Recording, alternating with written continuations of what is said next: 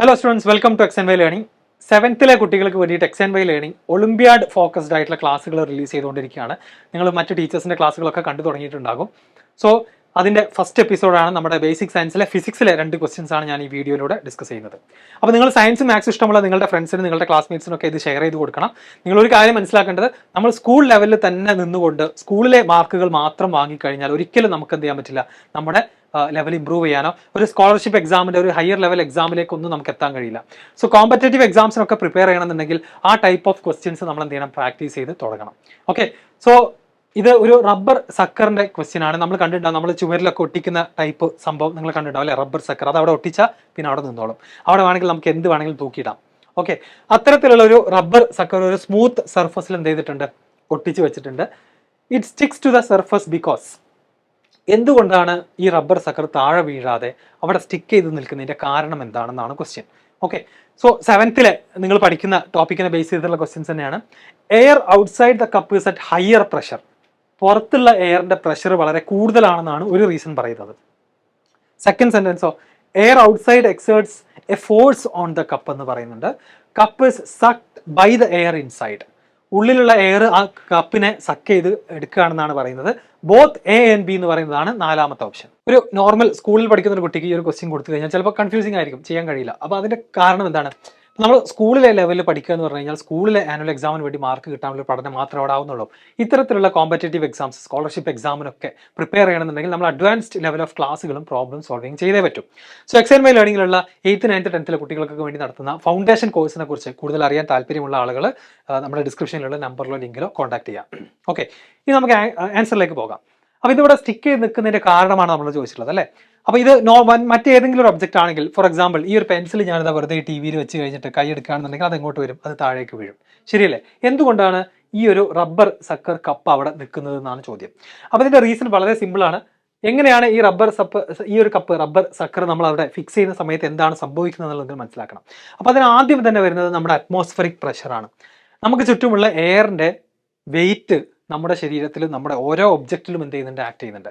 അപ്പോൾ എർത്തിന് ചുറ്റുമുള്ള atmospheric എയറിലെ pressure, atmospheric എയറിന്റെ pressure ഒരു ഫോഴ്സ് ആയിട്ട് തന്നെ നമുക്ക് ചുറ്റുമുള്ള ഓരോ ഏരിയയിലും ഓരോ ഒബ്ജക്റ്റിന്റെ മേലെയും ആക്ട് ചെയ്തുകൊണ്ടിരിക്കുകയാണ്. ഓക്കെ, അതാണ് ഒന്നാമതായിട്ട് നമ്മൾ മനസ്സിലാക്കേണ്ട കാര്യം. ഇനി സെക്കൻഡ് പോയിന്റ്, നമ്മൾ ഈ ഒരു റബ്ബർ കപ്പ് നമ്മൾ അവിടെ ഫിക്സ് ചെയ്യുന്ന സമയത്ത് എന്താ സംഭവിക്കുന്നത്, നമ്മൾ പുഷ് ചെയ്യാണ് അല്ലെ. ആദ്യം തന്നെ നമ്മൾ എന്ത് ചെയ്യുക, അത് ചുമരിലേക്ക് ചേർത്ത് വെച്ചുകൊണ്ട് പുഷ് ചെയ്യുന്നു. അപ്പൊ അതിന്റെ അകത്ത് വരുന്ന ആ ഒരു എയർ ഫോഴ്സ്ഡ് ഔട്ട് ആവുന്നു. അതിന്റെ അകത്തുണ്ടായിരുന്ന ട്രാപ്പ് ചെയ്ത എയർ പുറത്തേക്ക് പോവുകയും അതിൻ്റെ ഉള്ളിൽ ഒരു പാർഷ്യൽ വാക്വം അല്ലെങ്കിൽ ലോ എയർ പ്രഷർ ക്രിയേറ്റ് ചെയ്യപ്പെടും. ഓൾമോസ്റ്റ് വാക്വം എന്ന് വെച്ചാൽ പിന്നെ അതിൻ്റെ അകത്ത് വളരെ കുറച്ച് എയർ മോളിക്യൂൾസ് മാത്രമേ ബാക്കി ഉണ്ടാവുള്ളൂ. ഓൾമോസ്റ്റ് അതൊരു വാക്വമായി മാറിയിട്ടുണ്ടാവും, ശൂന്യത ആയിട്ട് മാറിയിട്ടുണ്ടാവും. അപ്പൊ അതിന്റെ പുറത്തുള്ളത് പിന്നെ ആരാണ്, ഞാൻ നേരത്തെ പറഞ്ഞ അറ്റ്മോസ്ഫറിക് പ്രഷറാണ് ആക്ട് ചെയ്യുന്നത്. അതിന്റെ ഔട്ട് സൈഡിൽ ആക്ട് ചെയ്യുന്നത് അറ്റ്മോസ്ഫറിക് പ്രഷറാണ്. ഈ അറ്റ്മോസ്ഫറിക് പ്രഷർ വളരെ ഗ്രേറ്റ് ആണ്, വളരെ ഹൈ പ്രഷറാണ്. ഉള്ളിലുള്ളത് ലോ പ്രഷറും. സ്വാഭാവികമായിട്ടും ഔട്ട് സൈഡിൽ എന്ത് നടക്കുന്നുണ്ട്, ഒരു ഹ്യൂജ് എമൗണ്ട് ഓഫ് ഫോഴ്സ് ആ റബ്ബർ സക്കറിന്റെ മേലെ ആക്ട് ചെയ്യുന്നുണ്ട്. ഉള്ളിലാണെന്നുണ്ടെങ്കിൽ ലോ പ്രഷറുമാണ്. അപ്പൊ ഈ ഒരു ഔട്ട് സൈഡ് ഫോഴ്സ് കാരണമാണ് എന്ത് ചെയ്യുന്നത്, ഈ റബ്ബർ സക്കറിന് അവിടെ മതിലിന്റെ മേലെ അല്ലെങ്കിൽ വാളിലൊക്കെ താഴേക്ക് വീഴാതെ നിൽക്കാൻ സാധിക്കുന്നത്. ഓക്കെ, അപ്പൊ അതിന്റെ ആൻസർ ആയിട്ട് നമുക്ക് ഏത് ചൂസ് ചെയ്യാം എന്നുള്ളതാണ് അടുത്ത ക്വസ്റ്റ്യൻ. സോ നിങ്ങൾ നോക്കുക, air outside the cup is at A higher pressure, അത് ശരിയാണ്.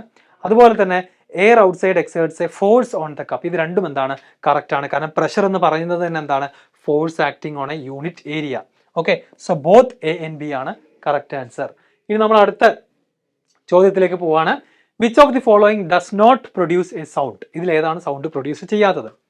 A bell ringing under water, a gun fired in a room with no echoes, a hammer hitting a block of rubber, an explosion in outer space. അപ്പോൾ sound കേൾക്കുന്നത് നമ്മൾ എങ്ങനെ തീരുമാനിക്കുന്നത്? സൗണ്ടിന് ഒരു പ്രത്യേകത ഉണ്ട്. അത് ട്രാവൽ ചെയ്യണമെന്നുണ്ടെങ്കിൽ ഒരു മീഡിയം വേണം.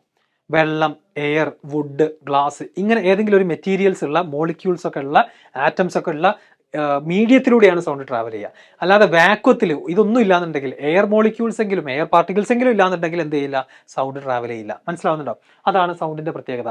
അപ്പോൾ നിങ്ങൾ കണ്ടിട്ടുണ്ടാവും ഇതുപോലത്തെ സിമ്പിൾ ആയിട്ടുള്ള എക്സ്പെരിമെന്റ്സ്. ഒരു ഗ്ലാസ് ജാറിന്റെ ഉള്ളിൽ ഒരു ബെല്ല് വെച്ചിട്ടുണ്ട്, എയർ പ്രസന്റ് ആണ് അവിടെ, എന്നിട്ട് ആ ബെല്ല് റിങ് ചെയ്യുമ്പോൾ നമുക്ക് കേൾക്കാം. നെക്സ്റ്റ് ആയിട്ട് നമ്മൾ ആ ഗ്ലാസ് ജാറിന്റെ ഉള്ളിൽ നിന്നും ഒരു വാക്വം പമ്പ് ഉപയോഗിച്ചിട്ട് അതിന്റെ ഉള്ളിലുള്ള എയർ ഒക്കെ പുറത്തേക്ക് ഒഴിവാക്കി കളയുന്നു. ഉള്ളിൽ വാക്വം ക്രിയേറ്റ് ചെയ്യുന്നു, നോ എയർ, നത്തിങ്. എന്നിട്ട് നമ്മൾ വീണ്ടും ബെല്ല് റിങ് ചെയ്യുന്നു. ഇലക്ട്രിക്കൽ സർക്യൂട്ട് യൂസ് ചെയ്തിട്ട്. പക്ഷേ അപ്പോൾ നമുക്ക് എന്ത് ചെയ്യാൻ കഴിയില്ല, ഒരു സൗണ്ടും കേൾക്കാൻ കഴിയില്ല. So due to the absence of a medium, അല്ലെങ്കിൽ due to the absence of a medium നമുക്ക് എന്ത് പറയാം, sound of the bell is not heard എന്ന് പറയാൻ പറ്റും. അത് തന്നെയാണ് ഇവിടെയും സംഭവിക്കുക. ഇവിടെ നിങ്ങൾ നോക്കുക, അണ്ടർ വാട്ടറിൽ എന്ന് പറയുമ്പോൾ അവിടെ മീഡിയം ഉണ്ട്. അതുപോലെ ഒരു റൂമിൽ ഗണ്ണ് ഫയർ ചെയ്താൽ റൂമിൽ എയർ ഉണ്ട്, അപ്പോൾ സൗണ്ട് കേൾക്കും. Hammer hitting a block of റബ്ബറിലും എന്ത് കേൾക്കും, സൗണ്ട് കേൾക്കും. പക്ഷേ ഔട്ടർ സ്പേസിന്റെ പ്രത്യേകത, അവിടെ എയർ പാർട്ടിക്കിൾസോ ഡസ്റ്റ് പാർട്ടിക്കിൾസോ മോളിക്യൂൾസോ ഒരു മെറ്റീരിയൽ ഉണ്ടായിരിക്കില്ല, ഓൾമോസ്റ്റ് വാക്വമാണ് അവിടെ. അതുകൊണ്ട് തന്നെ അവിടെ നടക്കുന്ന എക്സ്പ്ലോഷൻ നമുക്ക് എന്ത് ചെയ്യാൻ കഴിയില്ല, കേൾക്കാൻ കഴിയില്ല. മനസ്സിലാവുന്നുണ്ടോ? ഔട്ടർ സ്പേസിലുള്ള എക്സ്പ്ലോഷൻസ് ഒന്നും നമുക്ക് എന്ത് ചെയ്യാൻ കഴിയില്ല, കേൾക്കാൻ കഴിയാത്തത് കാരണം അവിടെ മീഡിയം ഇല്ലാത്തതുകൊണ്ടാണ്. സോ ഇതിന്റെ ആൻസറും ഓപ്ഷൻ ഡി ആണ്. ഓക്കെ, അപ്പോൾ എല്ലാവർക്കും ക്ലാസ് ഇഷ്ടപ്പെട്ടു എന്ന് വിചാരിക്കുന്നു. ഇനിയും ഇതുപോലത്തെ ഒരുപാട് ഒളിമ്പിയാഡ് ലെവലിലുള്ള ക്വസ്റ്റ്യൻസ്, ഡിസ്കഷൻസ് ഒക്കെ എല്ലാ സബ്ജക്റ്റിലും നമ്മുടെ ചാനലിൽ വരും. നിങ്ങൾ നിങ്ങളുടെ സ്കൂളിലെ നിങ്ങളുടെ ക്ലാസ്സിലെ സയൻസ് ആൻഡ് മാത്ത് ഇഷ്ടമുള്ള സ്കോളർഷിപ്പ് എക്സാംസ് ഒക്കെ എഴുതാൻ ആഗ്രഹിക്കുന്ന കുട്ടികളെ നമ്മുടെ ചാനലിലേക്ക് കൊണ്ടുവരണം. ഫ്രീ ആയിട്ടുള്ള ഇത്തരത്തിലുള്ള ക്ലാസ്സുകൾ, ലൈവ് ക്ലാസ്സുകൾ, മെന്റി ക്വിസുകളൊക്കെ വരുന്നുണ്ട്. അതുപോലെ തന്നെ XNY ലേണിംഗിന്റെ ഫൗണ്ടേഷൻ കോഴ്സിനെ കുറിച്ച് അറിയാൻ താല്പര്യമുണ്ടെങ്കിൽ ഡിസ്ക്രിപ്ഷൻ ബോക്സിൽ അതിന്റെ നമ്പറും ലിങ്കുകൾ കാര്യങ്ങളൊക്കെ ഉണ്ടാകും. Okay, thank